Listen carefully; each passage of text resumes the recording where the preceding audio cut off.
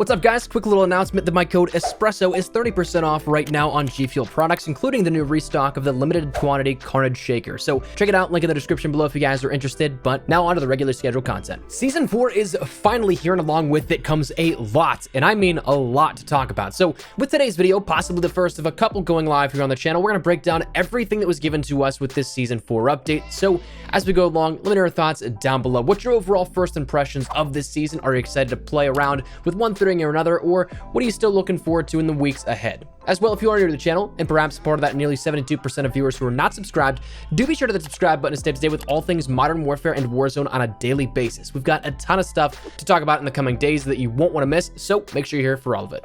But anyways, let's talk the update. Firstly, the update itself, update 1.22. For this, you'll end up seeing different sizes depending on what version of the game you have, whether you're free to play or premium user, and what platform you're on. For PlayStation 4, it was 32.5 gigabytes, Xbox One 44.3, PC as a premium user is 45 gigabytes, and then PC free to play was 39.6. Like we mentioned last evening, this update is substantial in terms of sizing for downloads, but unlike other updates, this one will only end up taking up around 4 gigabytes of space when all is said and done. This update is compressing a ton of assets that are already existing in the game, so in a sense, you're downloading optimized files of existing data and overwriting it, but in the end, only adding a bit of space for a large download, roughly 4 gigabytes. Hopefully this, though, continues to be a trend as opposed to the major updates with every single update. I know our hard drives could definitely use a break, and we'd all like to stop deleting our games off our consoles to make room for seasonal updates and other things added in the future. But anyways, for the smaller things, you'll see things like a new title sequence, a new dashboard icon, as well as a new intro cinematic for Season 4, among a new main menu scroll. When you jump into everything, though, you may be noticing that you are met with that rank reset here, and we'll come back to this in just a little bit. It's not maybe one of the biggest things we'll see out of this update, but it is a key talking point no less. We'll come back to it. As for the big key portions here for content, we see things like new maps, a new battle pass, new operators, new weapons, and all. So let's start out with that. New maps, we ended up seeing Scrapyard, Barricade, Promenade, and Trench as a 2v2 map. Now, Scrapyard is of course 6v6, Barricade Promenade is Ground War, Scrapyard, though, being a remake of that classic that we all love and remember fondly from Modern Warfare 2, Barricade Promenade being taken seemingly from the world of Verdansk and being a little bit altered here for the regular play in Ground War, which I think seeing a Ground War introduction is nice. Last season we didn't get anything for Ground War, so as a player that has loved Ground War since the beginning and launch of the game, it's nice to see that coming back. But then also Trench is that new 2v2 map also. Each of these offering up their own unique perspectives, new ways of playing, and all things that goes along with that. Jump in, of course, and try these out either in private matches right out of the gate, or you can see for a lot of these there's actually some different ways you can just jump right into it from the featured playlist, which we'll get to in just a second. As for the new battle pass, well, of course, that is now 100 new tiers of content with tons of stuff from new operators, new weapons, new blueprints, new uniforms, new smaller things like stickers and sprays, but also some double XP yield also. But with this, the big key parts we end up seeing is Captain Price returns as that tier 0 reward, an instant unlock when you purchase the battle pass, either the standard entry of 1,000 COD points or the bundle for 2,400 COD points, which grants you 20 tiers automatically on top of the access to the premium tiers. You'll also end up seeing things like the Fennec SMG at tier 15 and the CR56 AMAX rifle at tier 31, both being that Vector and that Galil Ace that we discussed here on the channel beforehand. So that clarifies our question of if they got the licensing rights for either of those weapons in their names, which it turns out they didn't. But you'll also end up seeing throughout the span of 100 tiers things like the Sunset Hue LMG blueprint at tier 18, the Blank Stare blueprint at tier 21, the Blue Jay blueprint at tier 51, the Brookside Sniper blueprint at tier 81, and then things like Captain Price's NVG skin at level 100. We'll have full breakdowns of both the new weapons here over the coming days on the channel with best class setups and everything like that, but for overall first impressions, playing around with some bot lobbies just to see how the weapons feel in the player's hands, I'll be totally honest, both the Fennec and the CR56 felt really good to me in the games that I played against bots, and granted that's private match against bots that really aren't shooting back much at you, but they felt good and they felt pretty powerful for where they were with the attachments that I was using. One thing glaringly that I can see is the Fennec seems to be a bullet hose up close and personal, but at a range it might be something that struggles a little bit. it. So when you consider these maybe in Warzone, they may not be the very best. We'll see how they all translate into gameplay as time progresses. But also one thing with the CR56 is that the max ammunition you can end up having with this is 45 rounds. So kind of like the SCAR where it's powerful, but it might not be useful in Warzone because of the ammunition. Though it is better than the SCAR in that regard because 45 is better than the max of 30 the SCAR has, but you get the picture with that. That might cause some problems here with this becoming a favorite within Warzone. But overall, I enjoy them. I'm excited to jump in and rank these up and get them in a regular MP environment. One thing interestingly though is also there's a third weapon added in that was not mentioned in the patch notes or anything like that, that being the Cali Sticks, which is a secondary melee weapon in which you can unlock this naturally by using the knife and getting 3 kills while sliding in 15 different matches, or you can end up buying one of the featured items in the shop in which it comes with a riot shield and also the Cali Sticks as a bundle. So that's something that was added in under the radar, but you may have caught and noticed for yourself. But then after that, we also end up seeing outside of things like the battle pass introduced with season 4 is another larger weapon specific item, that being weapon mastery challenges. So finally, these things are in the game, finally unlockable and earnable for players. Once you've unlocked gold for a weapon, mastery challenges then become available. So there's 8 challenges per weapon with their own unique rewards of 4 calling cards and 4 emblems each. To complete these, you'll have to find yourself going through 2 kill challenges, 2 headshot challenges, and then 4 additional challenges that need to be done in order, those being gold, platinum, Damascus, and obsidian challenges. So this may not be exactly what everyone was expecting or maybe wanted, but on some level, it is a new grind of some kind that is kind of larger so that players can take part in that and have something to do now 8 months into the game's life cycle, which is, side note, really weird to consider that we've been playing this for 8 months already. And the gravity of that length is just crazy to me, though it may not necessarily sink in just yet that that's the fact.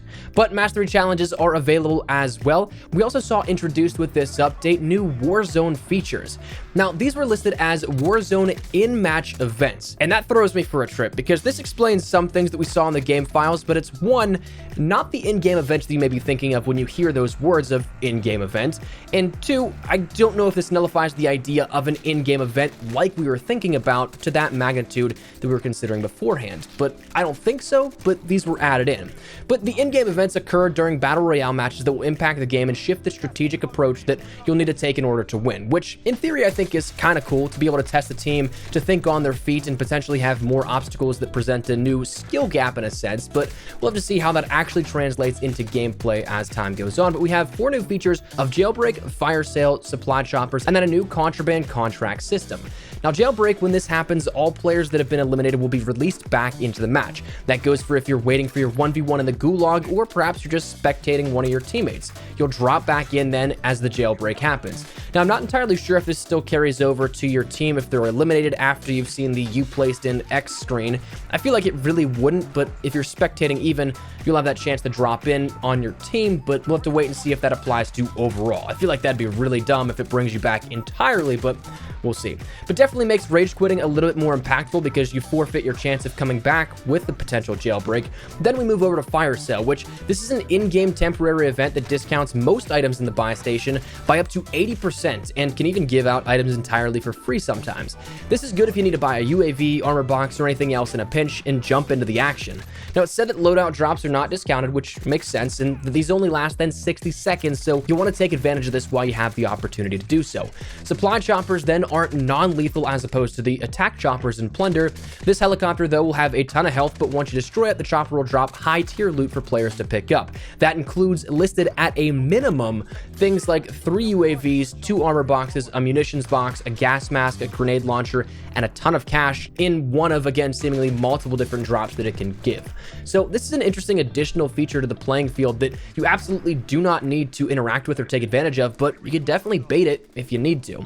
Then finally, the Contraband contract system is a new rare contract with a permanent blueprint reward. So similar to the Mud Dropper and the Bunker 11 Easter egg, completing this contract will reward players with another exclusive blueprint, which, side note, I think is actually a really cool way to see items earned in-game in a sort of quest manner, actually in the game and matches itself. So I hope this kind of stuff does continue on into the future, but these have a chance to spawn after a previous contract is completed, so it's kind of like a secondary and optional step. If you see a Contraband briefcase, you'll have to collect it and take it it to the designated helicopter extraction location, and the player carrying the briefcase must deposit that drop bag to the helo to complete the mission.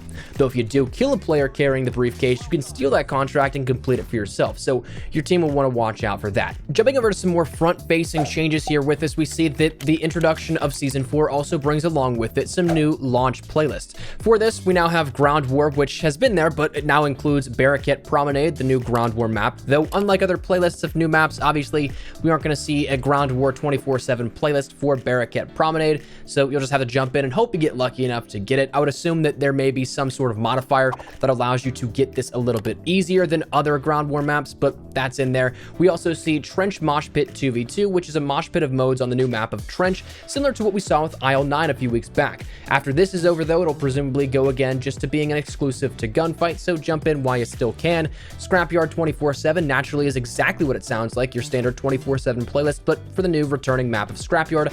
And then Blueprint Gunfight is another listed game mode from the patch notes that is your Blueprint Gunfight that we've seen in the past, and we'll see again here for this week. Then jumping over to Warzone side of things, we have your standards like solos, duos, trios, and quads, but also the big one is the LTM of Warzone Rumble, in which this is actually on both the MP and Warzone side of things because it's kind of a hybrid between the two.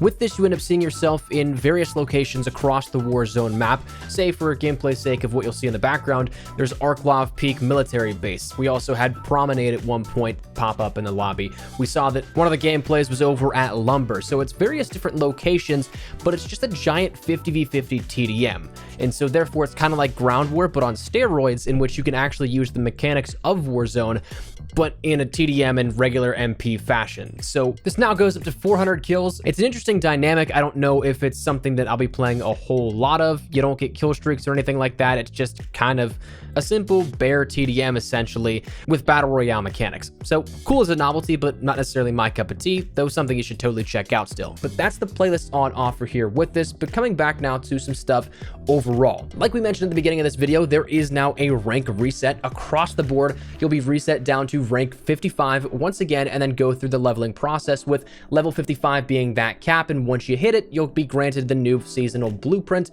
which is something you take a look at, and we'll probably see people start to unlock within a day or two here, maybe if they end up grinding out big time, but that's something to be aware of. We'll also see those officer challenges refresh and give us a new fresh 100 challenges to grind out here through the next coming weeks, and of course rewarding players with new emblems every 10 challenges you end up completing here with this, with once you complete all 100, the animated completionist emblem here for the season. So that's something you can take a look at and jump into and start working on. You'll also end up seeing that we'll have new missions across MP and Warzone. So if you want to take advantage of any of that stuff, mostly you'll be seeing things that are smaller in the grand scheme of things here for these, but you can take advantage of those if you're interested at all. We'll see new trials being introduced here, which, like we talked about, these are sometimes great for XP yield, and also when you take a look at some of the trials, you can get a ton of XP in a very short amount of time. That's actually good for your battle pass. Also, these are great ways to rank up initially here within Modern Warfare and Warzone right off the bat in a new season. Then we end up seeing that we have new modified Spec Ops operations of just reward, veteran, and regular difficulties. The final stuff in terms of simply just content additions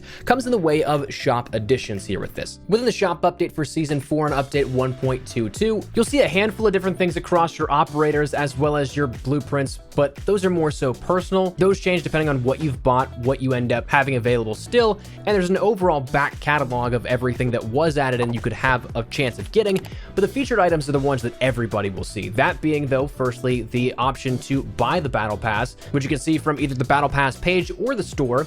Then we have the Bog Demon as well as the Dragon Turtle bundles. The Bog Demon actually comes with a really cool The Creature Grinch skin, the Lizard King Og variant, the Shadow Moor watch, the Lil Gilly charm, the Psyched Out calling card, and the Liquidity emblem. That's available for 1800 COD points. And then the Dragon Turtle, like we mentioned, comes along with the Ram Jam Cali sticks and the Carapace melee for the Riot Shield, as well as the Ancient Power emblem. That's available for 800 COD points. But that's the front-facing changes here that we saw with Season 4's update, but we can move over into the technical realm of things and changes made on the back end that are really important, but may not necessarily get all the love that they may, as opposed to the stuff you can see on the surface. Now, let's talk about some Warzone technical changes here, because there's some interesting stuff here I think that you may notice in-game right away, such as the new loot update, where new weapons and updated blueprints are now in the wild. Things like the Fennec, the CR5-6 AMAX, the Renetti, and much more are now in chest spawns and ground loot, so that's something you can play around with here as well. There is a bug fixed with a recon contract that would spawn inside ammo supply caches and would be unusable.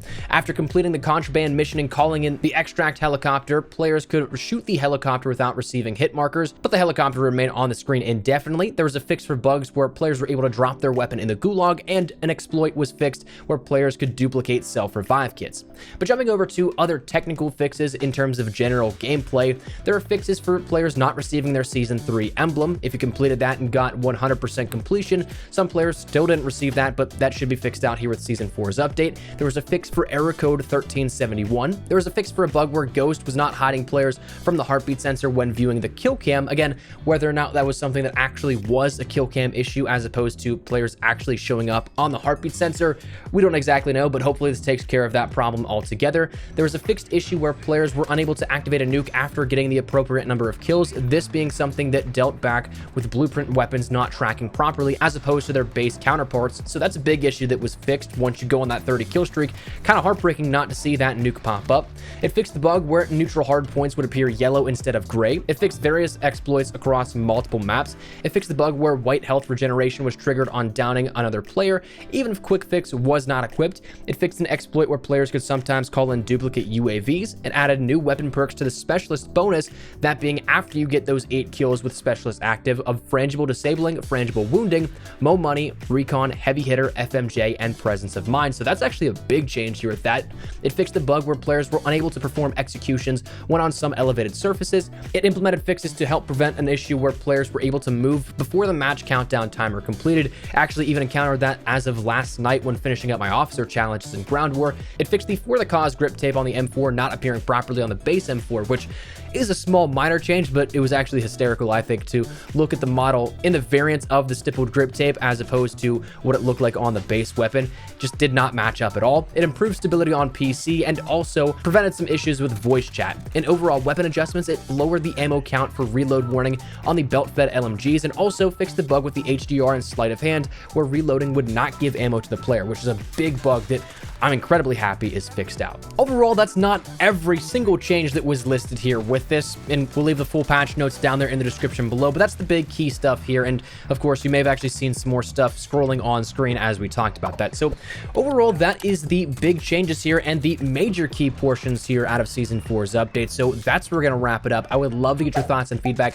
down there in the comment section down below. What do you guys think of this? Are you looking forward to playing Season 4? Have you jumped in? You liking it so far? Maybe not so much. You looking forward to anything coming in the future? Whatever it is, let me know your thoughts down below. But hopefully you enjoyed the video. If you did, make sure to drop a like down below. Of course, if you are new to the channel, make sure you guys subscribe so it's a single thing. We're getting all things Modern Warfare, updates, news, information, tips, tricks, all that good stuff. We got you covered here on the channel. So if any of that interests you, hit the subscribe button so you don't miss a single thing. If you guys also want to follow me over on Twitter and Instagram, there's the best places to get connected outside of YouTube. Frankly, live on both those. If you guys want to check out a conversation, ask me a question, whatever it may be, that link is down there in the description below.